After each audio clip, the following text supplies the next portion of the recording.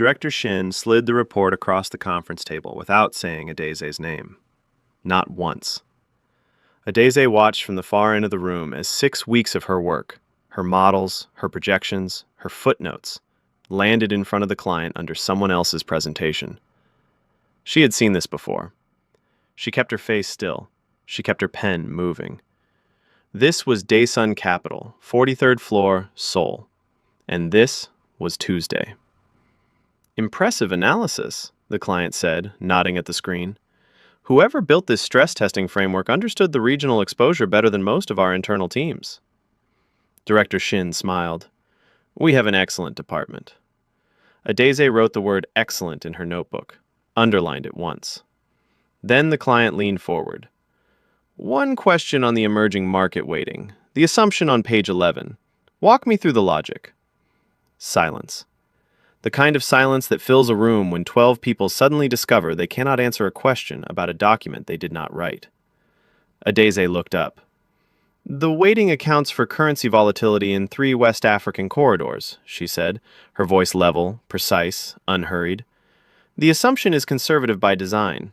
I can walk you through the full model if you'd like. The client turned toward her, really looked at her, for the first time since she'd entered the room. Please. She did. 4 minutes. No notes, no stumble. When she finished, the client said, That's exactly what I needed. Thank you. Director Shin's chair scraped back. She stood slowly, the way people stand when they are deciding how much damage to do. She looked at Adese the way people look at something that has appeared in a place it was not invited.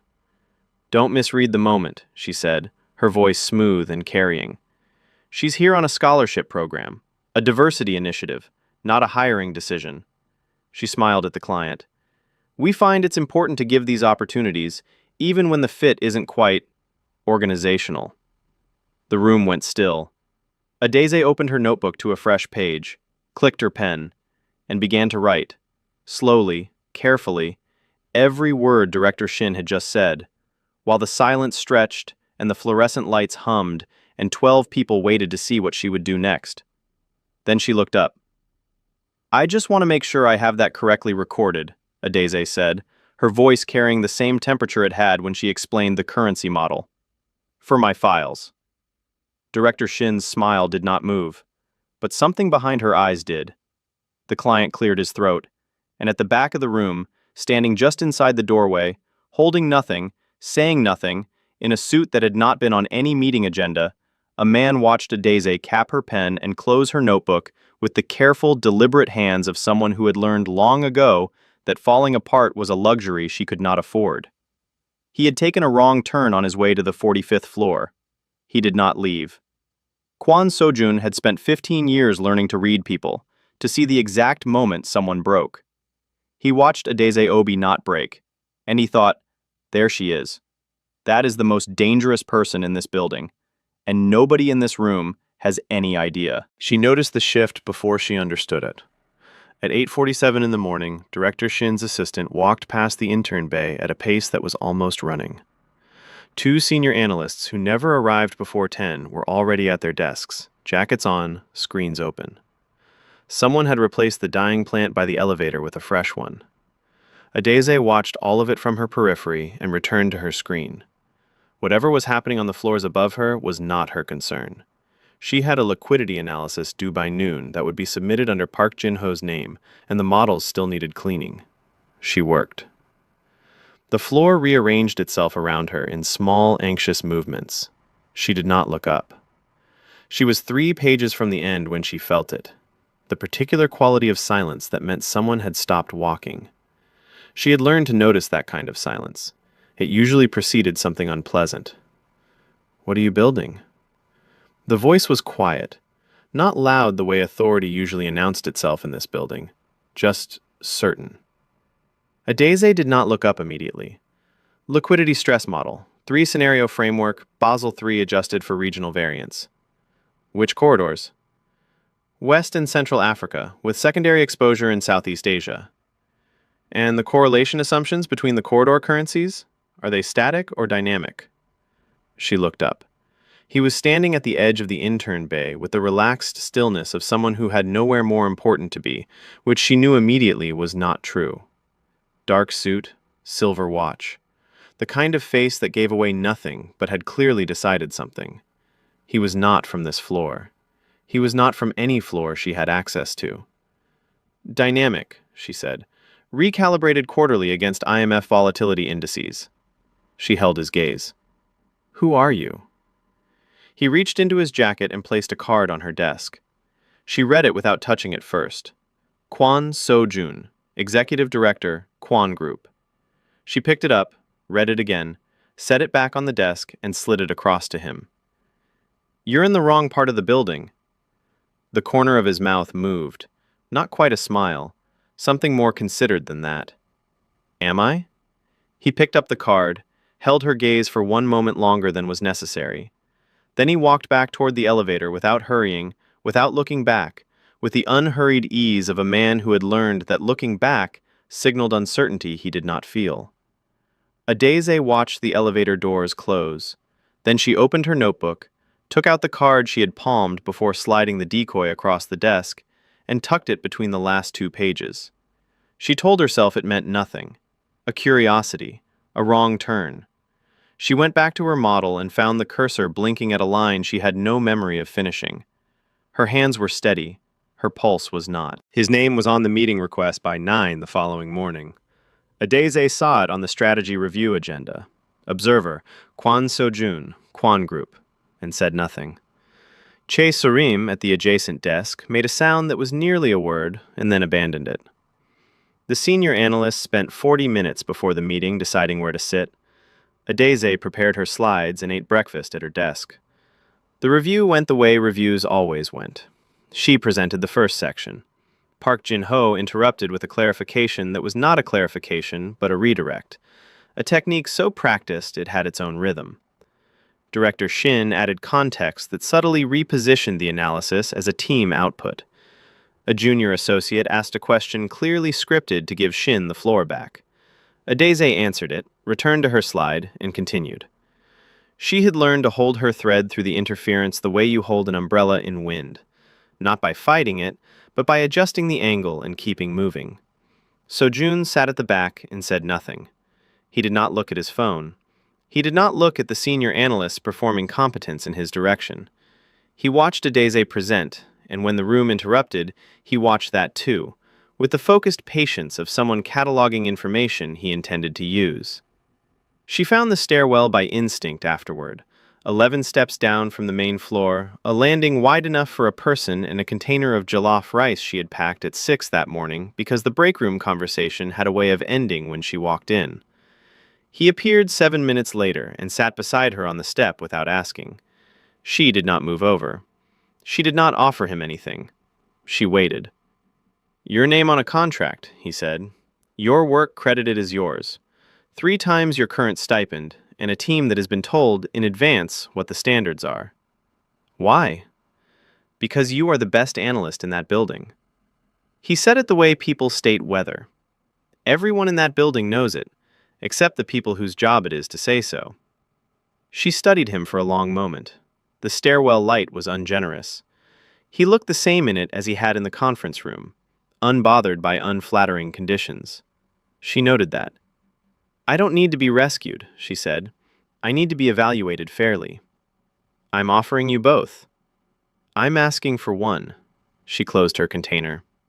My internship ends in 6 weeks. If the offer still stands when it does, I'll consider it. On my terms. As an equal, not a project. He was quiet. Then, agreed. She did not believe him. She had learned not to believe men who agreed too easily. She returned to her desk. Surim leaned across the partition immediately. Do you know who that was? Yes. And you said no? Adeze opened her model. I said not yet. He came back. Not every day, and never without a reason that would survive scrutiny. A due diligence review on the 3rd week, a board alignment meeting on the 4th, a risk assessment that required, apparently, his personal attendance. Dason's senior staff greeted each visit with the same performance of readiness. Adeze noted his arrivals the way she noted weather, Useful information, filed without sentiment. Their encounters lasted minutes. A corridor, an elevator held open. Once, a question about her West Africa corridor data that she answered in 4 sentences while walking, because she had somewhere to be and she had decided, carefully, not to adjust her pace for him. He never asked her to. The 3rd week, she submitted a report that had been buried for 6 days. By the following morning, it was in Chairman Lim's inbox with a routing note she had not written. The 4th week, a client she had never met requested a follow-up specifically on her emerging markets framework, a client whose file she recognized. He had been redirected away from her work 2 months ago. She had documented it. She was not foolish. She understood systems because she had been processed through enough of them to see their architecture. And when a system that has operated without friction for months begins producing different outputs, something in the input has changed. She found him in the lobby at 9:11 on a Thursday evening, waiting for a car, and she walked directly to him. "You've been interfering." He looked at her with the expression she was beginning to recognize. Not surprised, because he was never surprised, but something adjacent to satisfied. "I've been correcting errors." "That is not your function here." "It became my function when the errors became deliberate." He held her gaze. "There's a difference between a system that underperforms and a system that is designed to suppress a specific output. You know that distinction better than anyone in this building." The lobby was empty. Their reflections floated in the dark glass of the entrance behind him. "Why does it matter to you?" she asked. "Specifically, not the professional answer." He was quiet long enough that she began to believe he would not answer. Then, "My father built the Quan Group by making sure no one in any room ever looked too closely at anything. I have spent 12 years learning to look closely at everything." He paused. "You are the most precise thinker I have encountered in this industry. Watching this building waste, that is not something I can observe without acting." She absorbed this. Then, because he had told her something true, she gave him something true in return. "I left Lagos with 1 suitcase and a scholarship letter," she said. "I have been proving I deserve to be in this city every day since I landed. I am very tired of proving it." He said nothing. He did not offer comfort, which was the correct response. She went back upstairs. Sorum looked up from her screen, read Adese's face with the quiet accuracy of someone who had been watching carefully for weeks, and said only, "Oh. Oh no." The woman arrived on a Tuesday, carrying a document envelope that was clearly a prop. Adese recognized it immediately. The envelope was unsealed, held at an angle that suggested no one had considered its contents important, and the woman carrying it moved through the intern bay with the unhurried confidence of someone who had not come to deliver anything.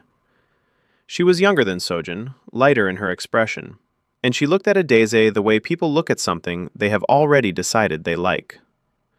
"Kwan Yeren," she said, sitting in the empty chair beside Adese's desk without being invited. "I'm the only person in my brother's life who consistently tells him the truth. I thought you should know that before I say anything else." Adese set down her pen. "What are you here to say?" Yeren smiled. It was a warm smile, but it was also precise. He hasn't taken a personal interest in anything in 4 years. Not a project, not a person, not a meal that wasn't scheduled by his assistant. She set the prop envelope on her knee. He has been to this building 6 times in 5 weeks.